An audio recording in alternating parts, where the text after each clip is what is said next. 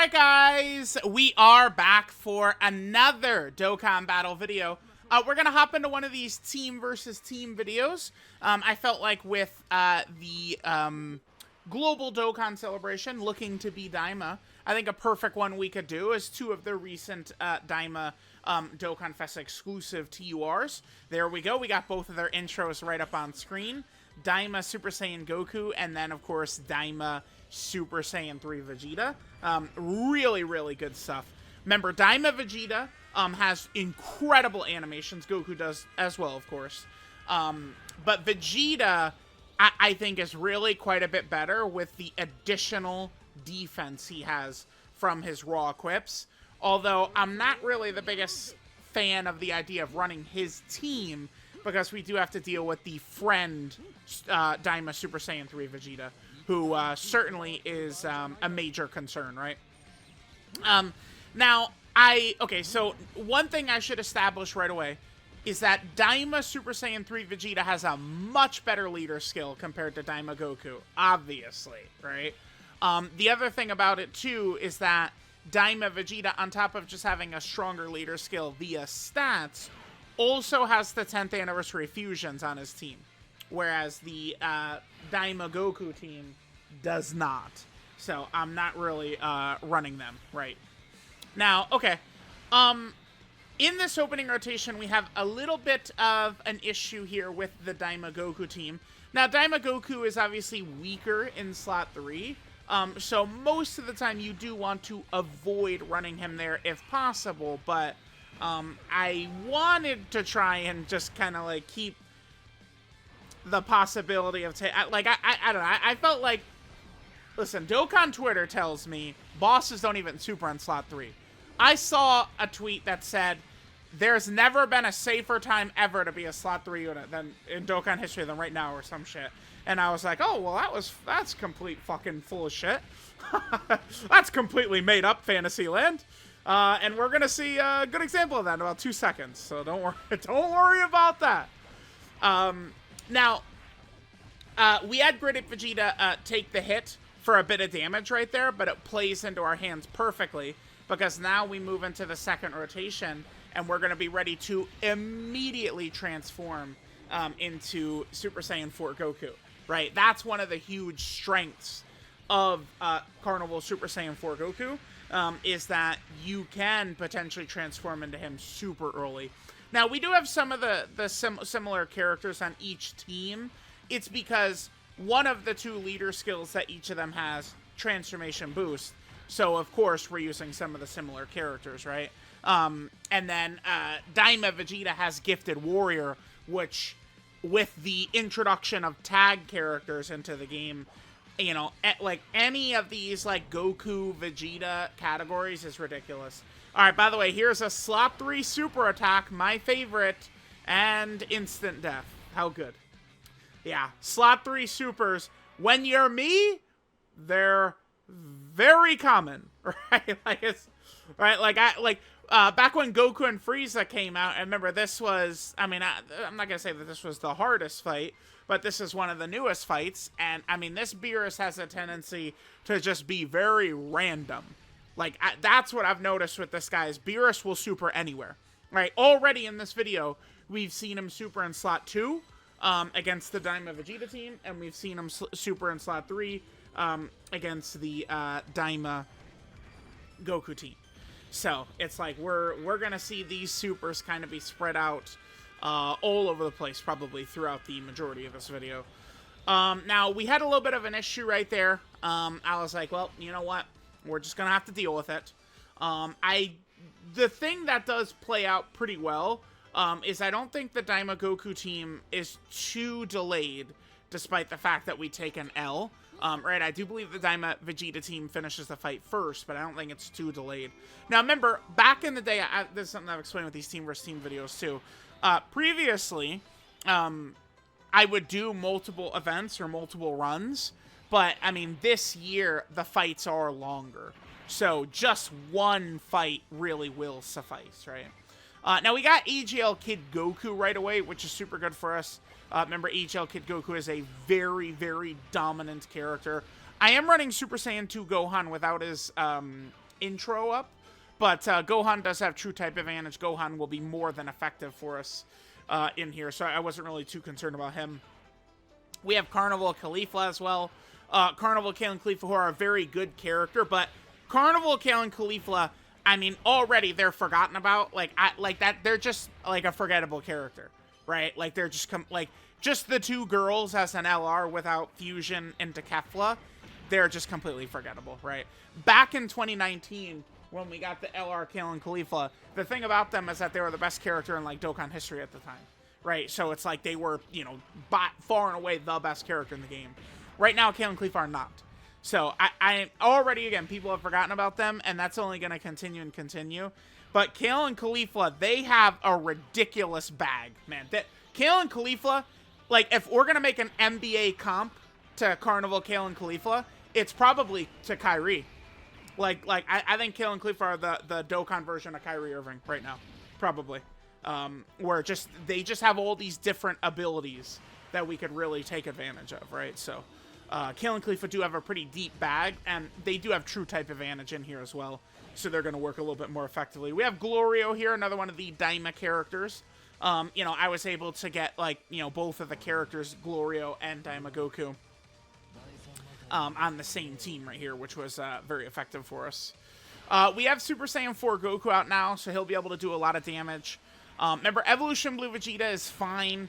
I mean, I've seen lately, like takes against it. Like, I get it with Evolution Blue Vegeta. I mean, I'm not a particular fan of, you know, super and then, like, normal. It's not fun, right? You guys know I'm not the biggest fan of that.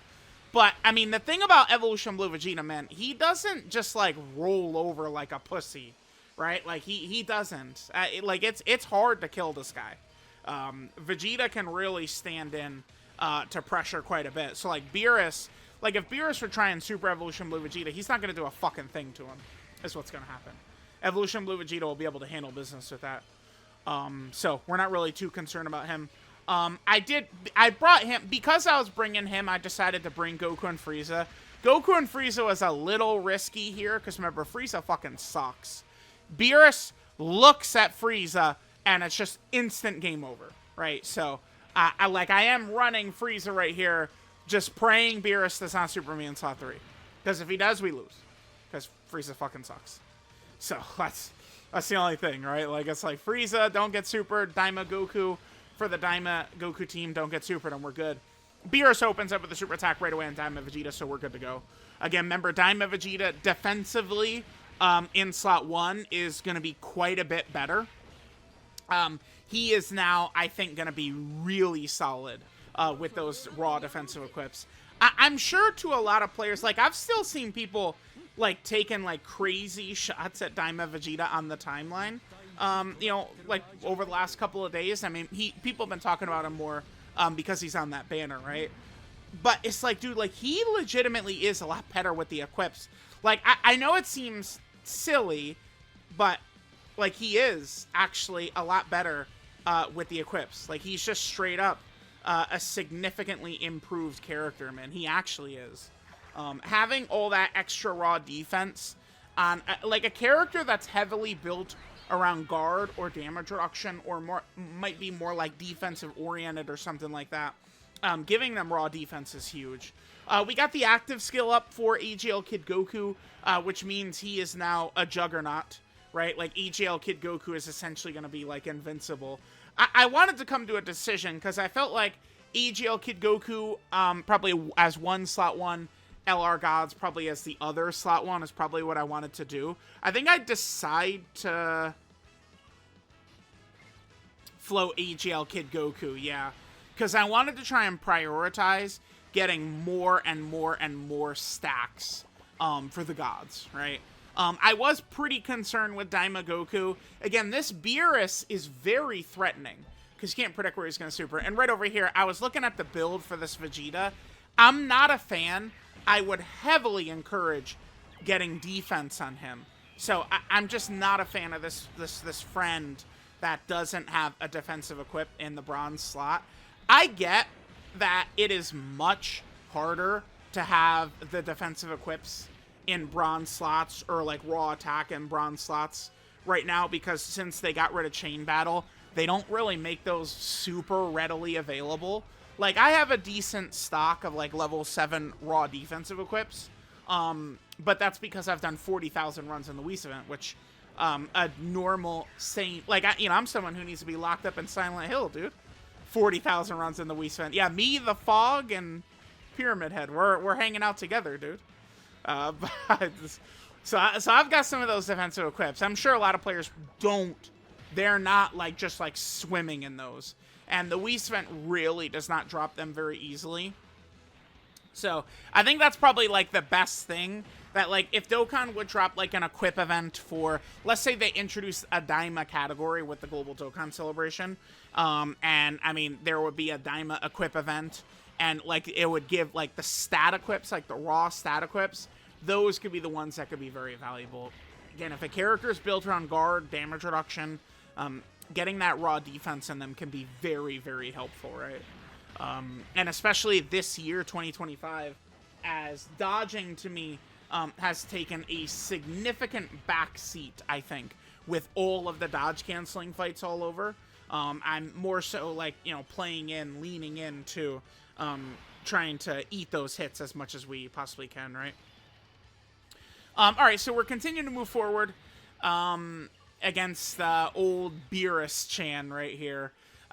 All these turns, so there's Caulifla dodging Beerus' super. Again, we will see, by the way, whoa, where did Beerus super attack right there, guys? What was that? Yeah, that was slot 3.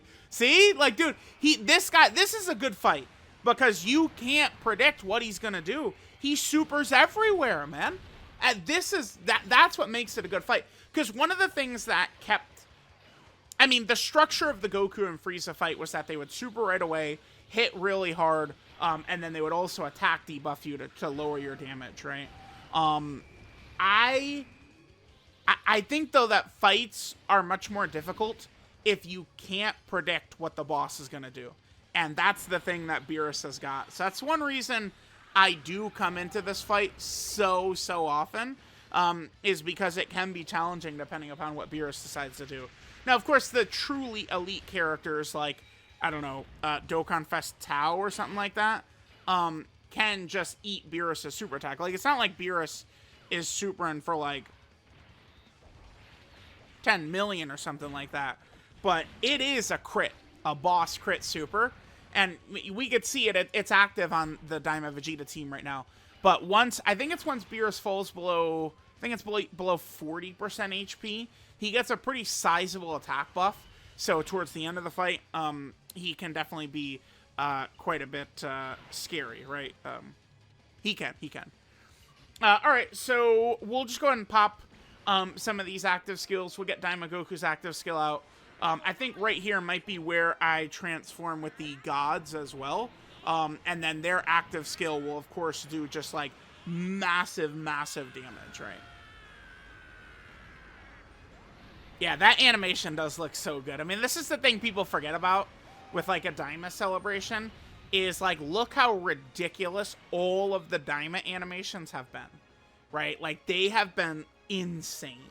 Like, I almost, like people talk about the 6 LRs and, like, you know, like, unit quality being lost because of it. I almost feel like the Daima animations being as high quality as they are might be more of a culprit for, like, you know, Evolution Blue Vegeta not having an active than even, like, you know, the fact that there were 6 LRs. Like, even the Daima free-to-play characters, their animations are just, like, it's like, why is this so good again? This Daima free-to-play character has better animations than, like, DOKKANFEST exclusives, man. It's like they put that in there on a free-to-play character just to have that be, like, a trailer shot or something. Like, you're not fucking fooling me, Amatsu. Never shit a shitter, bud, okay? Alright, here's one of my personal favorite active skills. The OST with Gogeta showing up right here, so fire, dude. If I think of the 7th anniversary, it might be this active skill that I think of. Like, popping this against, like, the Red Zone Broly fight. And then, of course, the damage it's going to do is tremendous. I mean, the gods, they had started out for us in slot 7, right? Like, if they didn't start out for us, you know, so deep into the fight, You know, they could have had more stacks and been able to hit even harder right there, which would have been good. I decided to use the Miracle of Universe 7 with Goku and Frieza, just to get it in the video. I remember that the Rainbow Orb changing didn't look like it was really going to do too much for us. I could have, of course, you know, still done it to give Goku the attack buff. But, I mean, this is one of the best animations in the game right here. This looks so good. But, unfortunately, it does hit like a feather. Yeah, crit for 9 million. Dude, it hits... I don't know why they made that shit so fucking weak, dude. I've got no clue. I don't know. Because it's like... Goku does stack attack on his 12 key. But... I don't, like... It's where they expect you to do it to where that active skill is going to hit super hard. It's not in Festival. They are... like, I mean... Goku and Frieza are better than most characters in the game in Festival, I guess. But... they're not, like... You get to Gogeta... And you don't just get, like, you know, perfect, like, triple super luck. Like, they're going to get fished out by Gogeta. Gogeta's normals are, like, a huge gatekeeper in the festival battles towards the end, right? Like, his post-super attack normals being 10 million, like, it's just such a crazy number to have to deal with. 10 million. Alright, so here's Beerus Superin. I was blabbering away. What slot is he supering in right here? That's... Oh, that was in slot 1? That was against Daima Vegeta right there? Slot 1? That was the friend Daima Vegeta. I was going to say, Daima Vegeta took damage right there, but that was the friend. 55%, no defensive equips, right? Remember, my Daima Vegeta has, like... It's like 2,500 extra defense. Just from equips or something like that. So he is going to be way tankier than like a regular Daima Vegeta would be, right?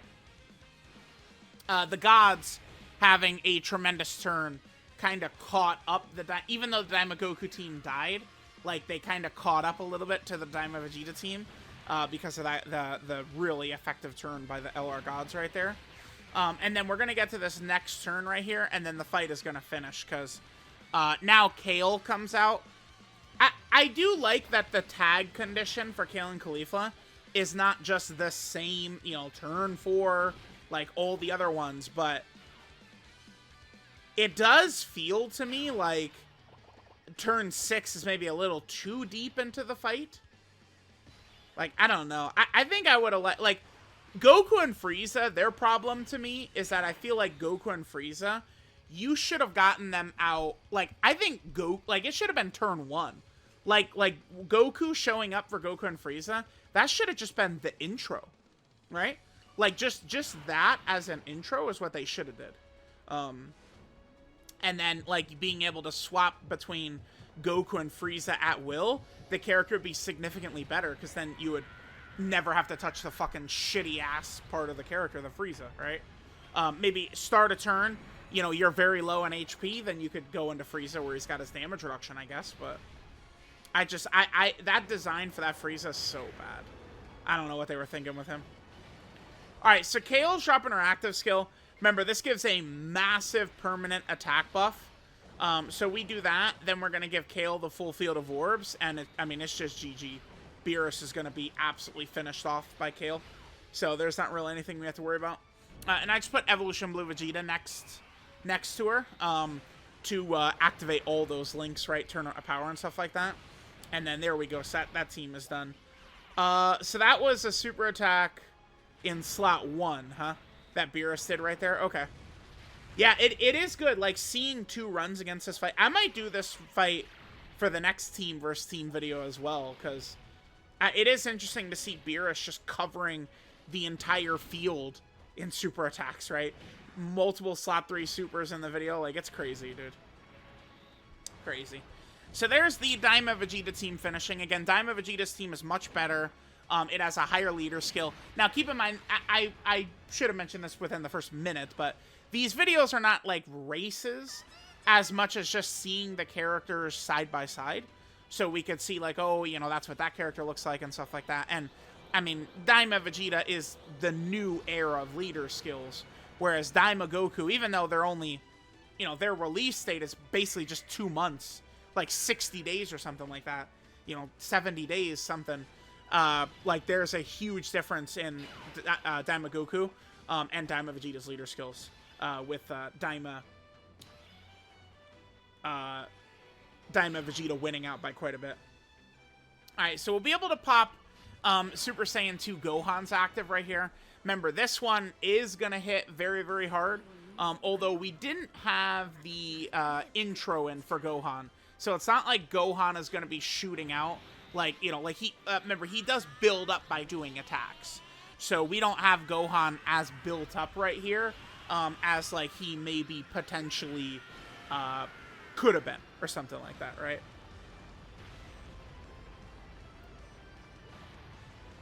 Yeah, dude, some of these animations, like, it's just... That shit looks so good. That looks so good. And that's... Yeah, dude, he did so much... Oh my god, he did so much damage. That is a good example right there, too, of, like... That animation already was in-game and looked quite good. Just like, I think Namek Goku's first transformation into Super Saiyan is in-game and looks quite good. But they're gonna give it, like, that type of treatment, voice, and stuff like that. Almost assuredly, I would imagine he's gonna be, like, a DOKKANFEST LR, or, like, a Carnival LR, or something like that. I do think, like, a Final Form Frieza, and then Goku that transforms into Super Saiyan, like, dual DOKKANFEST, or DOKKANFEST plus Carnival, is definitely on the horizon. I think so. But, alright, there we go. We got the event taken care of.